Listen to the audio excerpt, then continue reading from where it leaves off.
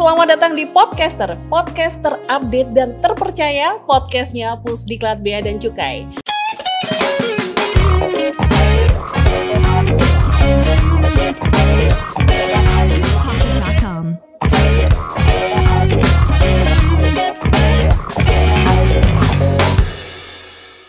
Perkenalkan, saya Novi dan saat ini saya bersama dengan Bapak Soekarno. Beliau adalah Widya Iswara Muda Pusdiklat Bea dan Cukai. Kali ini kita akan membahas ngobrol seru tentang mengenal Incoterm barang kiriman. Saya sapa dulu Bapak Soekarno, apa kabar? Alhamdulillah Mbak Novi. Alhamdulillah Bapak. Nah, kita mau ngobrolin soal Incoterm barang kiriman. Ini apa sih Pak? Incoterm itu apa gitu? Bisa dijelaskan ke sobat pembelajar? Iya, Mbak Novi dan sobat pembelajar bahwa Incoterm ini kan merupakan istilah International Commercial Terms yang dibuat oleh ICC, International Chamber of Commerce. Kemudian ini merupakan kumpulan istilah yang digunakan untuk menyamakan pengertian antara pihak penjual dan pembeli, di mana ada tanggung jawab antara pihak penjual dan pembeli dalam pengiriman barang atau konsen dalam perdagangan internasional itu sendiri. Berarti istilah Incoterm ini di perdagangan internasional ya Pak ya? Di perdagangan internasional. Nah, Incoterm itu kan macam-macam. Contohnya misalnya FOB atau CIF dan seterusnya. Itulah contoh-contoh Incoterms. Jadi istilahnya Incoterm itu juga di breakdown gitu Pak? Atau gimana? CIF itu variannya atau? Iya, itu varian. Oke, varian. CIF sama FOB ya Pak ya.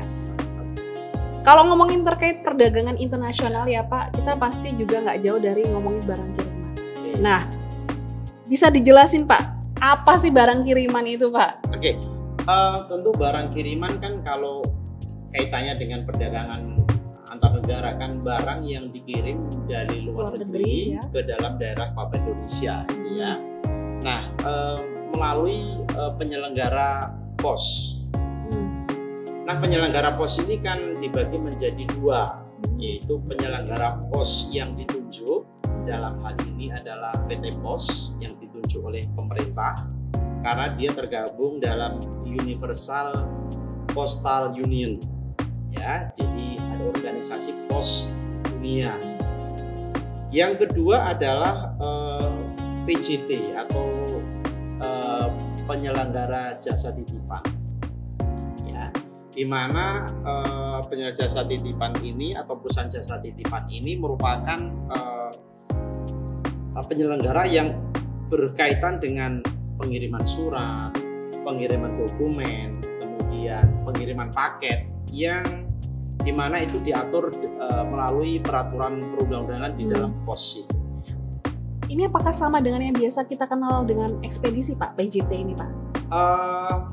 Dalam konteks yang lebih luas oke, tapi PJT ini lebih khusus kepada barang kiriman saja.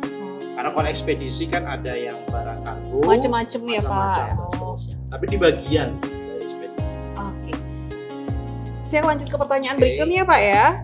Nah, tadi ngomongin Incoterm kan internasional commercial terms. Oke. Yang berlaku di Direktorat Jenderal Bea dan Cukai itu kaitannya dengan perhitungan biaya masuk tentunya Pak ya. Nah, gimana Pak ketentuannya? Bisa dijelasin seperti apa ketentuannya? Di dalam ketentuan Incoterm yang dipakai untuk sebagai dasar perhitungan biaya masuk adalah CIF, Cost Insurance Phrase. Jadi hanya tiga komponen ini yang digunakan untuk sebagai dasar perhitungan biaya masuk. Itu tidak berlaku. Jadi CIF. Yes. Nah, mungkin bisa dijelasin lebih lanjut lagi Pak, berapanya atau persentasenya mungkin ya tarif dari biaya masuk yang dikenakan untuk terhadap barang kiriman tentunya. Mungkin banyak teman-teman atau yang melakukan usaha impor ekspor ingin tahu nih ketentuannya seperti apa. Baik Mbak Novi, tarif biaya masuk untuk barang kiriman memang dibagi menjadi dua. Satu, tarif flat 7,5% dari CIF. Ya, itu untuk barang-barang tertentu. Barang-barang tertentu itu apa? Nanti hubungannya dengan yang kedua, yaitu tarif biaya masuk umum atau Most Favored Nation atau MFN. Nah, MFN ini artinya biaya masuknya dikembalikan ke tarif umum di buku tarif. Ya, artinya kalau barang yang pertama kan flat 7,5% rata.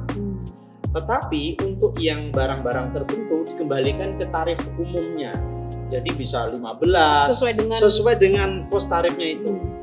Nah, itu meliputi kosmetik, preparat kecantikan, kemudian ada tas, koper dan sejenisnya. Jadi kemudian ada buku, ada juga produk tekstil, garment dan sejenisnya. Jadi itu masuk pakaian dan seterusnya. Kemudian ada alas kaki, sepatu, sendal dan seterusnya. Kemudian ada barang dari besi dan baja, apapun tuh. Kemudian sepeda, skuter, tetapi dia menggunakan motor listrik. Oke. Yang berikutnya adalah sepeda tapi nggak pakai motor listrik. Ada 2 sepeda yang pakai motor listrik maupun yang tidak. Yang terakhir adalah jam tangan. Produk-produk yang saya sebutkan tadi itu tarifnya adalah MFN, bisa 15, 10 sesuai dengan tarif. Tetapi yang pertama berarti yang selain tadi yang saya sebutkan dikembali ke tarif flat 7,5%. Jadi kita harus memahami benar ya Pak ya spesifikasi dari barang kiriman tersebut. Barang apa sebenarnya yang dikirim gitu ya. Oke, baik Pak, ngomongin soal masih barang kiriman Pak. Masih. Tadi ngomongin biaya masuk ya Pak ya. Sekarang pajak dalam rangka impornya gimana Pak? Ketentuannya apakah berbeda atau ada yang sama gitu? Ya, memang ini juga dibedakan lagi Mbak. Untuk yang tarif biaya masuknya 7,5%, maka dikenakan PPN, PPNBM kalau ada sesuai tarif yang berlaku. Tapi dia dibebaskan atau tidak dipungut PPh pasal 22 impornya. Itu untuk yang tarif biaya masuknya 7,5%. Nah, untuk yang tarif biaya masuknya MFN yang sebutkan kosmetik dan seterusnya saya sebutkan terakhir jam tangan, itu pertama PPNBM kalau ada itu dikenakan sesuai tarif asalnya. Namun dia dikenakan PPh pasal 22 impor. Jadi itu perbedaan tarif biaya masuknya ada, di tarif untuk pajak dalam impor itu perbedaan di PPh-nya. Itu kira-kira seperti itu Mbak Novi. Oke, jadi kita harus benar-benar memahami spesifikasi barangnya, kemudian sehingga kita bisa menentukan kira-kira estimasi biaya masuk dan pajak dalam rangka impor. Mas, saya jadi lebih paham nih Pak terkait Incoterm barang kiriman. Terima kasih atas waktunya Pak Sukarno. Terima kasih Mbak Novi. Kita akan membahas lagi mungkin pada tema-tema yang selanjutnya. Terima kasih, siap. Saya akan sedia selalu untuk mengisi di podcaster Pusdikat Bea Cukai. Baik Bapak, terima kasih. Nah itu tadi pembicaraan seru dan menarik saya dengan Bapak Sukarno. Tentu saja pasti banyak sekali tema-tema yang akan menarik pada episode berikutnya. Jangan lupa untuk terus nonton podcaster update dan terpercaya podcastnya Pusdikat Bea dan Cukai. Saya Novi pamit undur diri. Salam belajar tanpa batas.